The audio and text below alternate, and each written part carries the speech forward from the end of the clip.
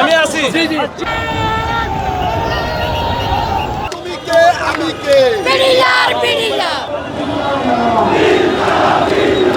তোমার আমার ঠিকানা তোমার আমার ঠিকানা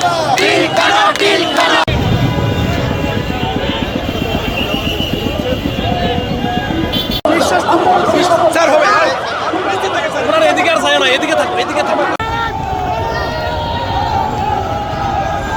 আমরা তো বিপ্লবী সরকার গঠন করেছি আমাদের ন্যায় বিচার পাওয়ার জন্য। এখন দেশপ্রেমিক আমরা যারা বিডিআর গণহারে আমরা এই বিপ্লবী সরকারকে প্রথমেই বলেছি যে হাসিনা এবং হাসিনার দোসররা রাষ্ট্র পরিচালনা করেছে ভারতের মদতে 17 বছর। এখন আপনাকে আমরা রক্তের উপরে আমরা আপনাকে এই দায়িত্ব দিয়েছি বাংলাদেশের ন্যায় বিচার পাওয়ার জন্য, বিপ্লব করেছি ন্যায় বিচার পাওয়ার জন্য। আমরা 18,500 জন বিডিআর সদস্য হাসিনার রোশানলো পরে এবং দোসর অফিসারের যোগ সাজসে গণহারা চাকরিচ্যুত করে ভারতের তাবেদারি রাষ্ট্র বানিয়েছে হাসিনা। এখন আমাদের চাকরি ফেরত চাই। বিজেপি না বিডিআর মুক্তি মুক্তি মুক্তি চাই, মুক্তি চাই।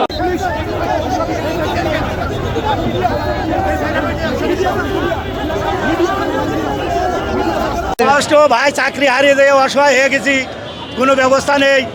এখানে ঢাকায়ও আসতে পারি না, আবার ঢাকায় যাই আসি আমাদেরকে এই আশ্বাস দিয়ে আর কোনো কথা কয় না। তা আমরা বাধ্য হয়ে এই জায়গায় আমরা হচ্ছে সবাই এক জায়গায় জড়ো হয়ে এই জায়গায় ব্যারিকেড দিয়েছি। আমি আছি।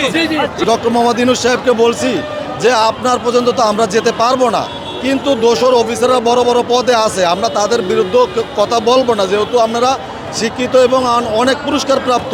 এখন আমরা নিরীহ দেশপ্রেমিক, আমরা সীমান্তে ছিলাম, আমরা সীমান্ত রক্ষা করেছি 2009 সাল থেকেও আরও অনেক দিন পর্যন্ত, কিন্তু তারপরও যোগ সাজসে গণহারে একটা হাসিনার রাজতন্ত্র কায়েম করার জন্য 18,500 জন বিডিআর সদস্যকে চাকরিচ্যুত করেছে। এদের চাকরিটা আপনি ফিরিয়ে দেন, এরা দেশপ্রেমিক, আপনি আমাদের চাকরি ফিরিয়ে দেন। আপনার কাছে এইটাই আমাদের দাবি। আর আমরা ন্যায় বিচার পাওয়ার জন্য আমরা বিভিন্ন দ্বারে দ্বারে ঘুরেছি, কিন্তু সরকারের কিছু দোসর অফিসার এখনও সরকারের ভিতরে আছে। তারা উমো নম্বর একবার দেয়, বিভিন্ন তাল বর্ণা দেয়, কোনো ন্যায় বিচার দিচ্ছে না, বিচারের নামে বিভিন্ন প্রহসন করে বিভিন্ন সময় মাসকে মাস ঘুরাইতেছে। আমরা ন্যায় বিচার চাই, যারা দোষী তাদেরকে দৃষ্টান্তমূলক শাস্তি দেব। আর আমাদের নিরপরাধ বিডিআরদের ফাইল আপনি নিয়ে আপনি আমাদেরকে চাকরি ফেরত দেন।